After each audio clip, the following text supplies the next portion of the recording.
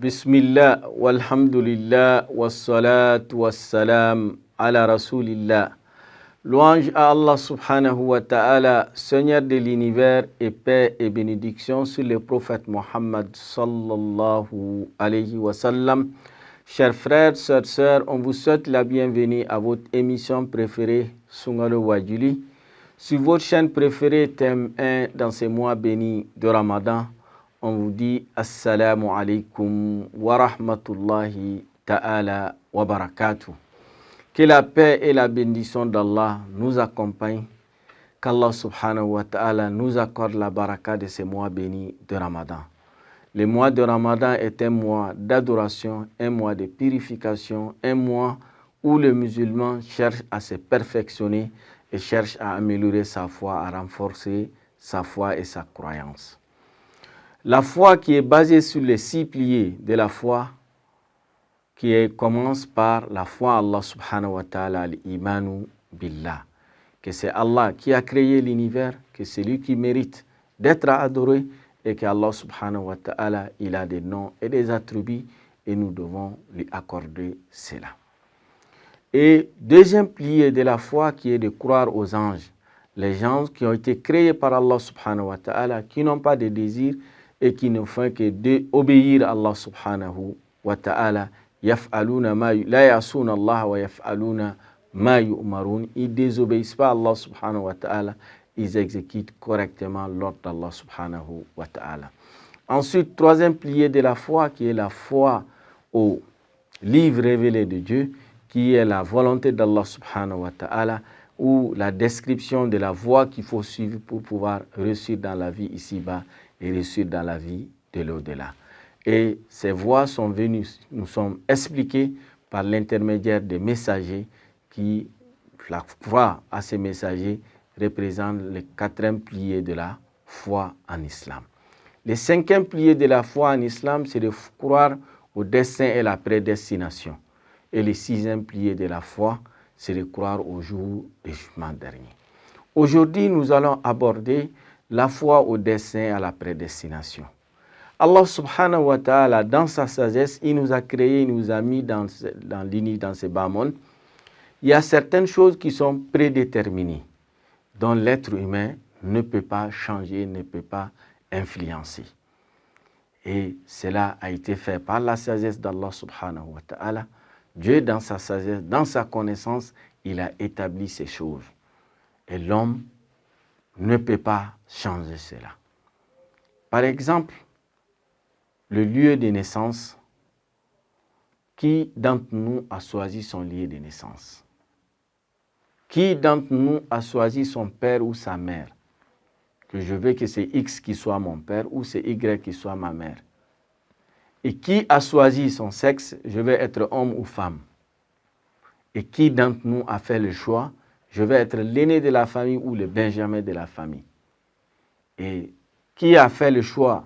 Je veux que mon second soit un garçon ou une fille. Et ça, c'est des choses qu'Allah subhanahu wa ta'ala a choisi pour nous. Il a établi cela. Et l'homme ne peut pas le changer. Personne d'entre nous ne peut changer ses 2 parents.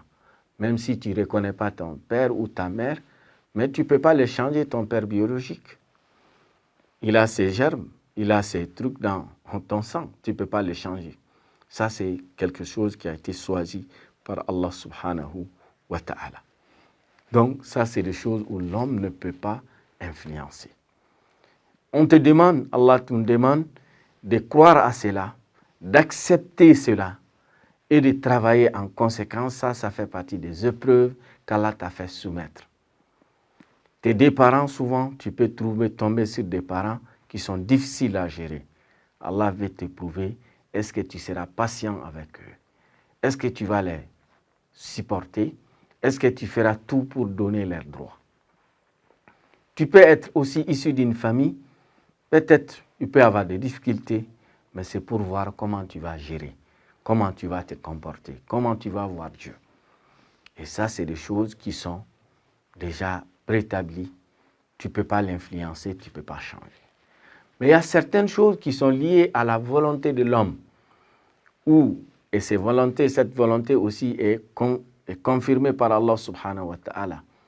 Le fait que vous êtes en train de me suivre à l'instant T, vous avez eu la volonté, vous avez allumé votre télé et vous avez pris le temps de vous asseoir.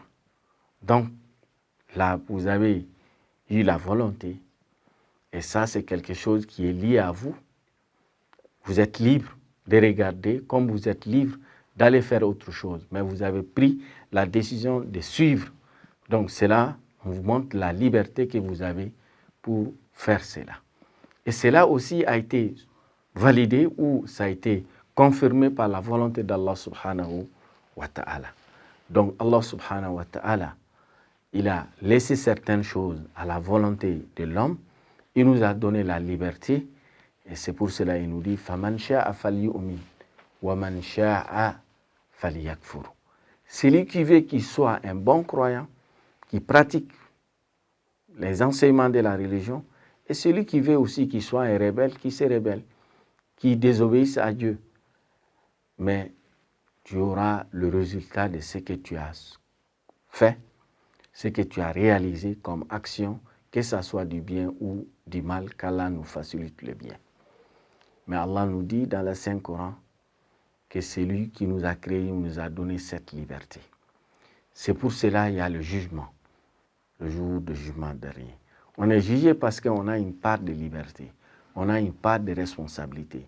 L'homme a accepté cette responsabilité, de prendre cet engagement, de prendre cette responsabilité, et c'est pour cela qu'on est jugé le jour du jugement dernier. Allah a créé des conditions pour nous. Il nous a envoyé des messagers, il nous a envoyé des livres, il nous a donné l'intelligence. Il te demande de faire le choix. Et il nous a donné la possibilité soit d'être un bon croyant, et soit aussi de dévier du droit chemin qu'Allah nous préserve. Et il dit وَهَدَيْنَاهُ النَّجْدَيْنِ, qu'on a montré le deux voies à l'homme. Il est libre maintenant de faire le choix. Imma shakiran wa imma kafura, qu'il soit reconnaissant envers Dieu, qu'il soit reconnaissant envers le bienfait d'Allah subhanahu wa ta'ala, wa imma kafura, ou qui nie l'existence de Dieu, ou qui nie le bienfait de Dieu sur lui. Mais Allah subhanahu wa ta'ala, il dit, il est patient. Et chacun aura la récompense de ce qu'il a accompli. فَمَنْ يَعْمَلْ مِثْقَالَ ذَرَّةٍ خَيْرًا يَرَهُ وَمَنْ يَعْمَلْ مِثْقَالَ ذَرَّةٍ شَرًّا يَرَهُ. Celui qui fait l'équivalent d'un atome en bien, tu le verras. Et si c'est le contraire aussi, tu le verras. وَمَا رَبُّكَ بِظَلَّامٍ لِلْعَبِيدِ. Allah ne commet pas d'injustice envers ses serviteurs. Il y a certains qui pensent que X est créé pour le paradis, il vient accomplir les actes du bien, il va au paradis. Y est créé pour l'enfer, il va accomplir les œuvres du mal, il va à l'enfer. Allah, il est juste, il ne commet pas d'injustice envers nous. Il a donné à tout le monde la possibilité d'être un bon croyant, comme la possibilité de dévier du droit chemin. Il nous a donné la liberté, en nous donnant les moyens, en nous aidant avec la révélation, avec des messagers, avec des anges qui nous accompagnent. Il dit, je veux pour vous de bien, et ce que je souhaite, c'est de suivre la voie de la vérité, la voie du bien, mais vous êtes libre de faire le choix. Et le choix que tu vas opérer, tu vas répondre aux conséquences de cela le jour du jugement dernier. Qu'Allah nous donne une foi solide, qui nous aide à accomplir de bonnes actions, qui nous oriente vers la bonne direction, et que Allah subhanahu wa ta'ala fasse que ce mois de Ramadan soit une occasion pour chacun d'entre nous de se rapprocher à lui, de se repentir, de se réconcilier avec Dieu. Qu'Allah fasse qu'à la fin de ce mois béni de Ramadan, que nous puissions obtenir notre attestation de piété, qu'Allah nous accorde le paradis al-Firdaus. Chers frères et sœurs, ceux qui ont des questions ou des suggestions, n'hésitez pas à envoyer sur le numéro qui est affiché en bas de votre petit écran. Wa jazakumullahu khayran, wa barakallahu fikum, wa ahsanallahu ilaykum.